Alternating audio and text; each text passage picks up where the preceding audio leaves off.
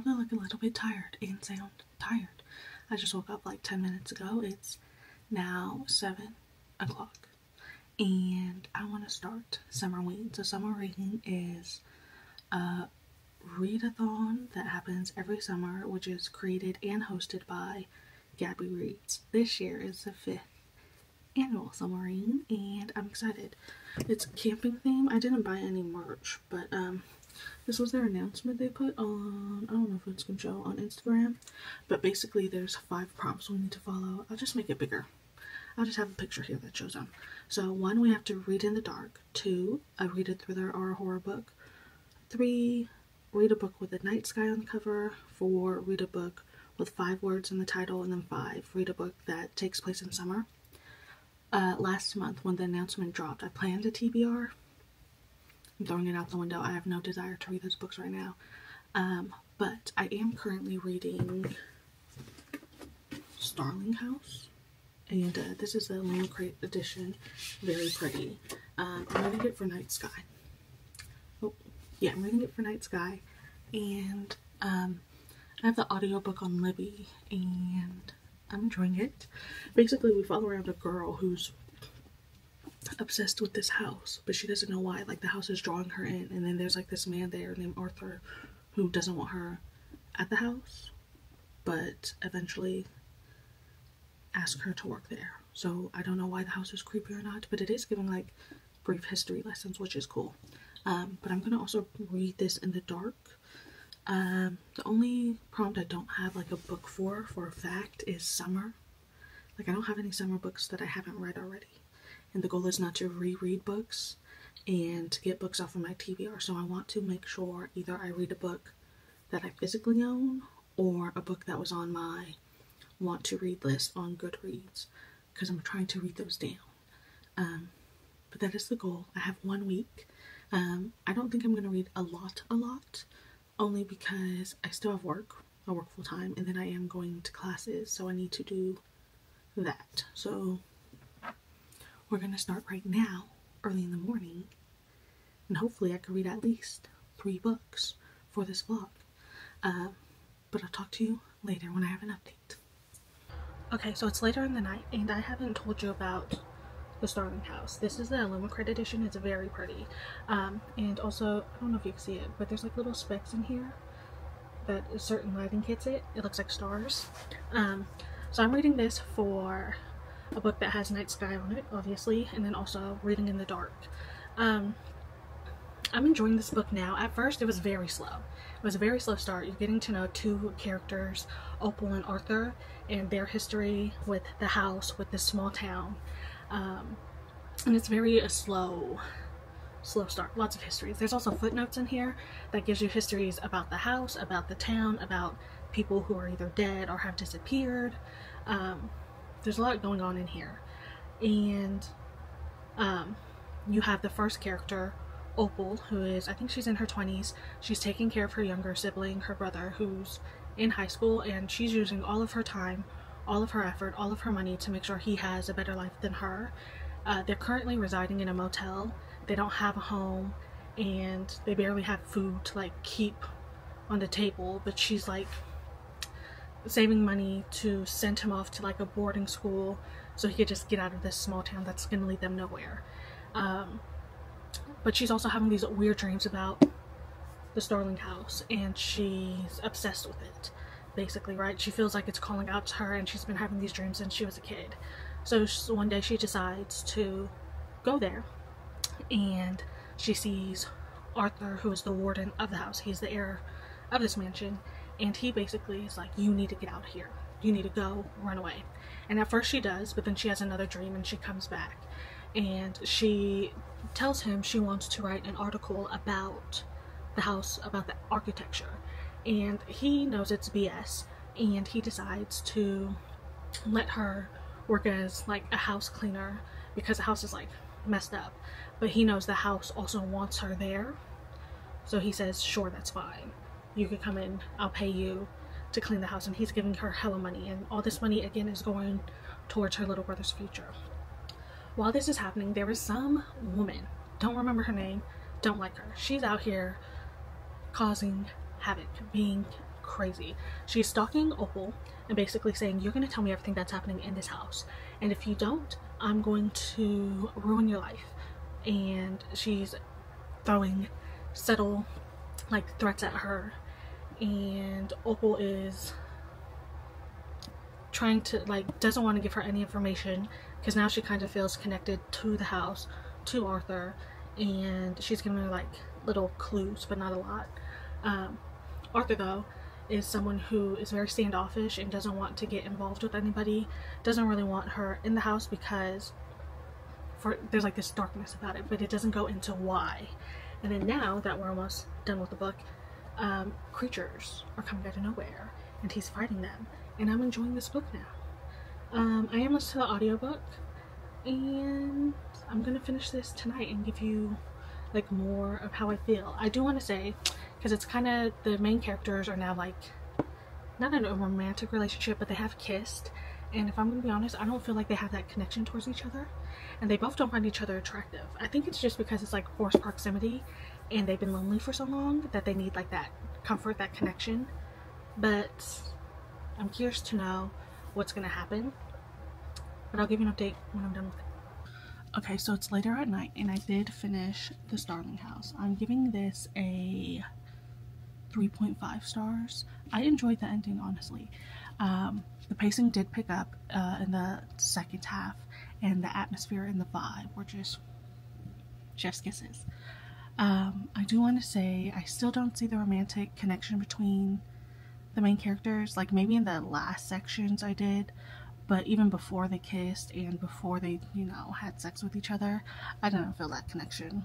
I felt it when they both decided to help each other out, when the conflict arose between don't remember her name. It's this woman who was blackmailing, stalking, and threatening Opal to get information about the Starling House because the people she works for wants that land to build on it, and just for greed and money.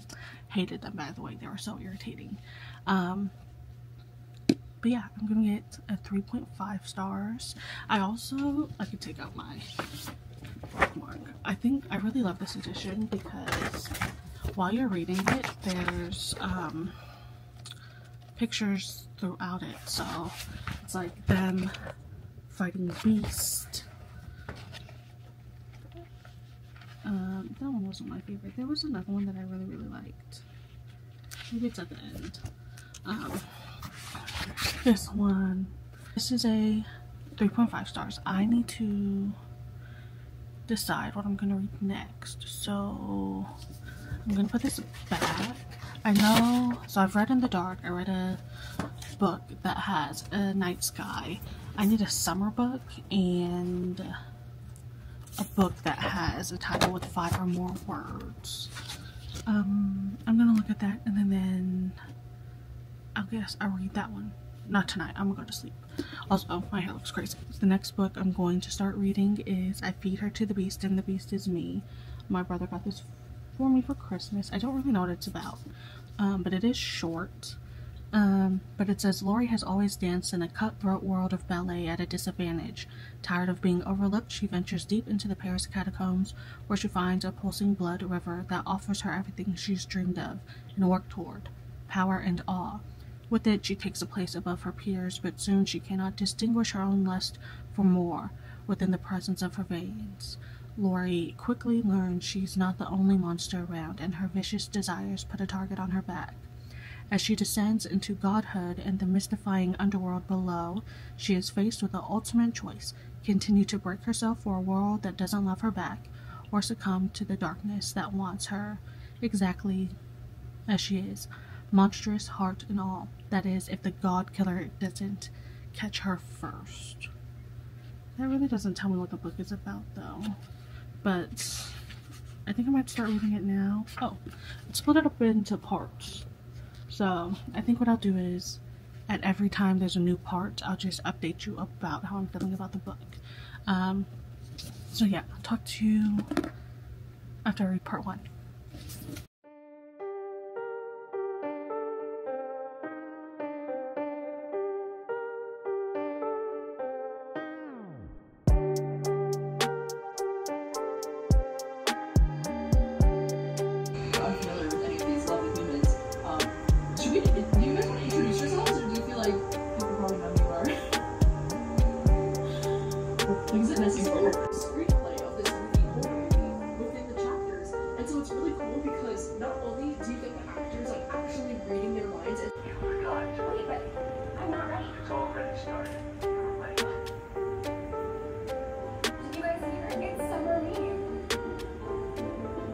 Okay, so I finished part 1 of A Feeder to the Beast. It was very short.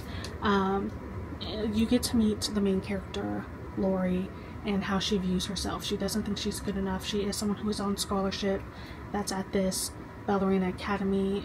They're about to graduate, but it is her and classmates about to audition for a play called Giselle. And it's them being rated and judged on appearance and how they dance.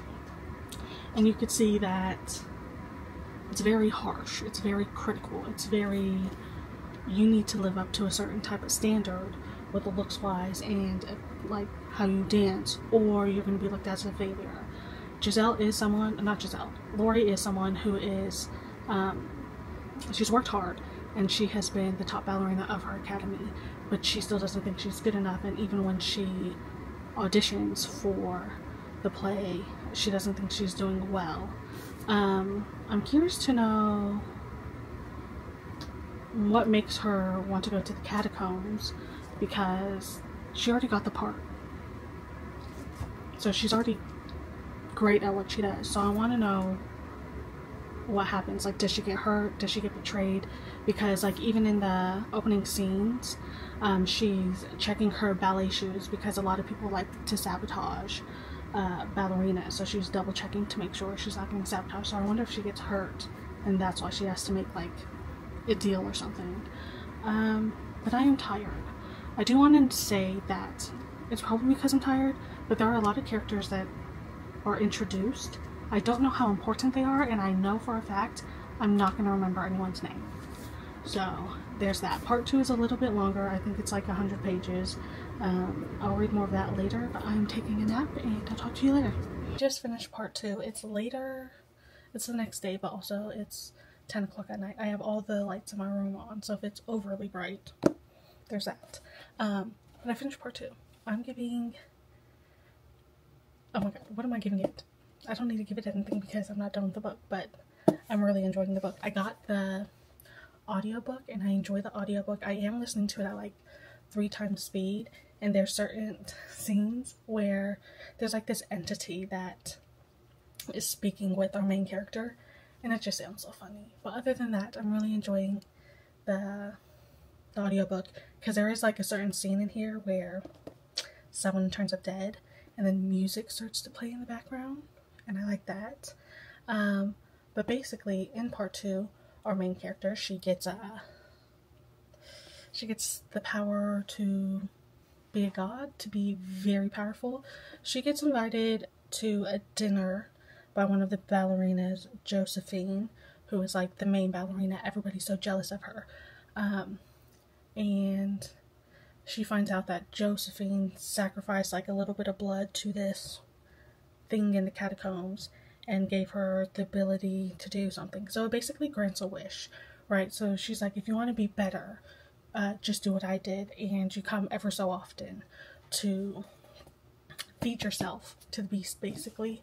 And Laura basically gives more. She basically gives her whole self to this beast, and the beast is like, do you want to become a god? And she's like, yes, I do. I want to be seen. I want to be powerful. And it's more than just dance. But if she doesn't do what I guess this entity wants, the beast wants, like the consequence is her losing, I don't want to say losing the ability to dance, but something along the lines of like, you're not going to be dancing anymore. And now she has like this power where she could compel people to do stuff, and it's very overwhelming to her, because like she has this voice inside her head, which is the entity that is a darkness and is whispering and telling her to do certain negative things. And sometimes she just gives in, because there's some people that she interacts with who are so disrespectful, and she honestly makes a fool of them. But she does have like this, sometimes she has like this feel of regret, and then also contemplating now, like, is she still not good enough to be a dancer, because she feels like now she's cheating because she has this power. And there's a lot that's happening. It is now turning into a semi murder mystery. Someone has turned up dead, and we need to find out who does it or who did it, because she is scared that they're going to come after her.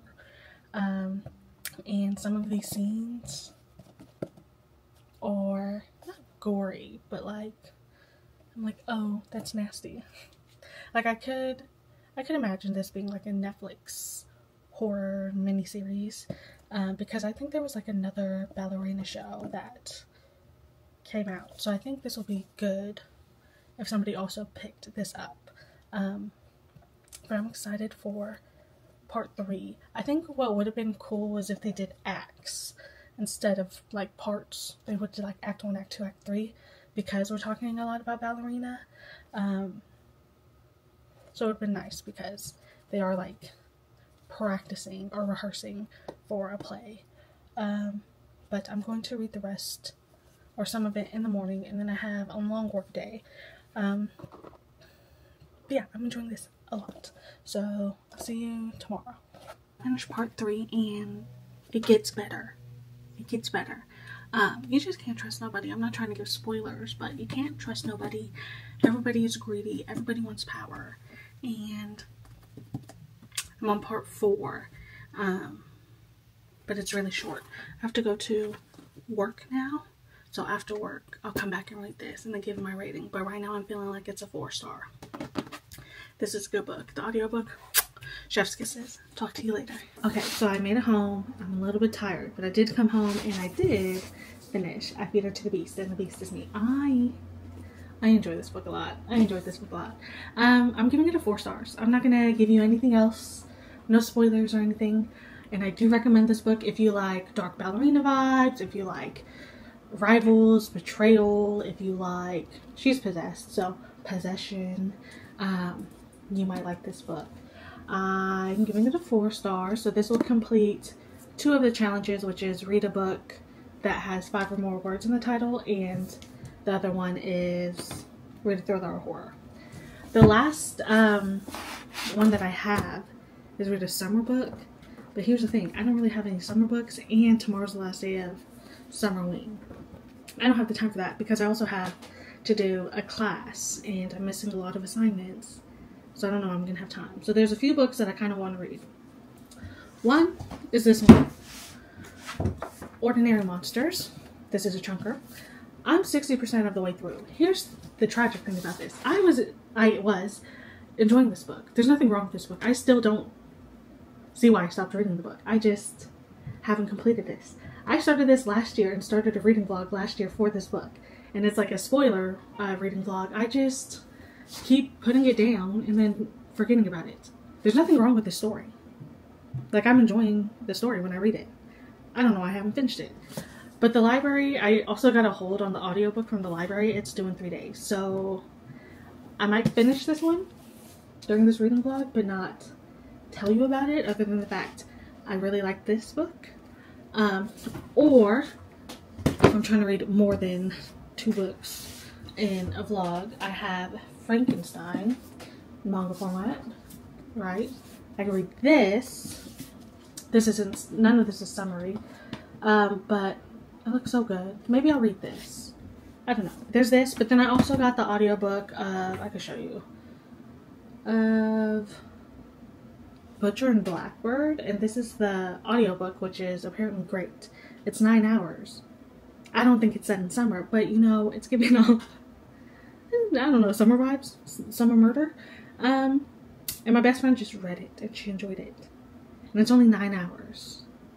So if I start it tonight, I could finish it tomorrow. I could do that. But I have so much homework, basically, I have to do for a class that I don't know what I want to do. I'm going to think about it. I'm going to eat, watch some YouTube, and then we'll figure out what I do with my life. Okay, so I'm at work. This is my Spider-Man balloon that my coworkers got me a long time ago, and I just kept it, and he's on our printer. But I'm reading Butcher and Blackbird, or I'm listening to it. Either way, I'm still reading this information and I'm eating it up. The audiobook is a 10 out of 10. I'm so in love with the production of this audiobook. And Rowan, Irish, he sounds amazing. He's so flirtatious, and sometimes, I'm not gonna lie, I'd be blushing. But basically we follow around two characters, Sloane and Rowan. They meet because Sloane ends up killing this person. I think he was like a child predator. She kills him but ends up getting locked in a cage with his dead body. Rowan finds her because he was also on the hunt for this man. And he finds out who she is, gets excited, and becomes overly obsessed. And he's basically like, you're gonna love me one day. And she's like, shut up. I roll. But honestly, she's gonna love him because I love him, despite the shit that they do.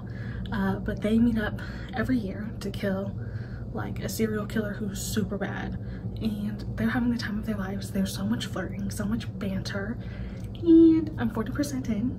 I'm going to finish it today. But I just wanted to give you an update. I know I have a lot of data work today, so I can listen to the audiobook. So I'll give you an update when I have one. So it's early in the morning, and I want you to know I finished Butcher and Blackbird. I don't know if you can see it. And I'm giving it a 4 stars on Goodreads, and then like a 3.5 stars for story overall. I really enjoyed the audiobook, and I do see myself rereading it. I have started Leather and Lark, and I'm almost halfway done with it, but I'm not going to read it for this vlog because I need to post this video. I'm 42% into Leather and Lark. It's going great, honestly. Again, audiobook is the way to go. The only thing I don't like is there's a third perspective of like this reverend, this preacher, and I don't like that. I don't like it. But yeah, all in all, I think I had a good reading week. I had basically 2 4 stars and a 3.5 stars, so all in all, good reading week. I do want to note, depending on how I am feeling, because I did receive some not so good news. Either I'm not going to be posting as much, or I'm going to be posting more, depending on how I'm handling my emotions. But yeah, I'm going to log off of this vlog, and the next one, I'm currently editing the romantasy vlog for June, so you should see that soon. Other than that, I will see you later. Good day, goodbye.